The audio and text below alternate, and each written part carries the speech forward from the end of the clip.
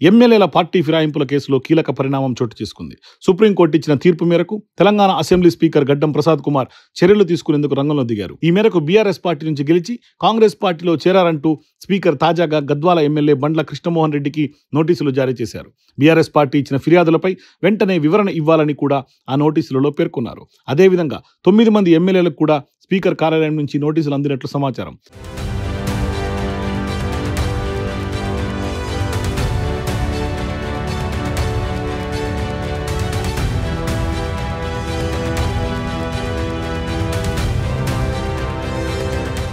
అయితే స్పీకర్ ప్రసాద్ కుమార్ నోటీసులు అందుకున్న ఎమ్మెల్యే బండ్ల కృష్ణమోహన్ మాట్లాడుతూ తనకు వచ్చిన నోటీసులకు త్వరలోనే సమాధానమిస్తానని అన్నారు.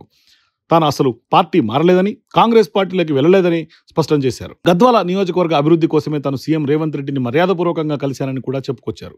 ఇప్పటికే బీఆర్ఎస్ పార్టీలోనే కొనసాగుతున్నానని ఎమ్మెల్యే కృష్ణమోహన్ రెడ్డి అంటున్నారు. కాగా బీఆర్ఎస్ పార్టీ గుర్తుపై గెలిచి కాంగ్రెస్లో చేరిన 10 మంది ఎమ్మెల్యేలపై బీఆర్ఎస్ వర్కింగ్ ప్రెసిడెంట్ కేటీఆర్, ఆ పార్టీ ఎమ్మెల్యేలు, బీజేపీ శాసనసభాపక్ష నేత ఏలేటి మహేశ్వర్ రెడ్డి వేర్వేరుగా దాఖలు చేసిన పిటిషన్లపై justice B R Gavai, justice Augustine George Masih ధర్మాసనం జూలై 31వ తేదీన తీర్పును వెలువరించింది.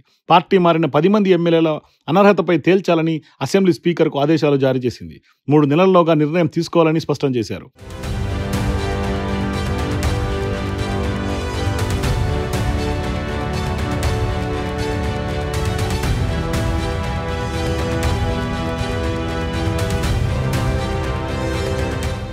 ఎమ్మెల్యేల అనర్హత పిటిషన్లపై స్పీకర్ విచారణకు ప్రభుత్వంలో ఉన్న ఎవరూ ఆటంకాలు కలిగించొద్దని కోర్టు కామెంట్ చేసింది. సాకులు చెప్పి విచారణను ఇంకా వాయిదా వేస్తామంటే ఎట్టి పరిస్థితుల్లోనూ కుదరదని ధర్మాసనం తేల్చి చెప్పింది.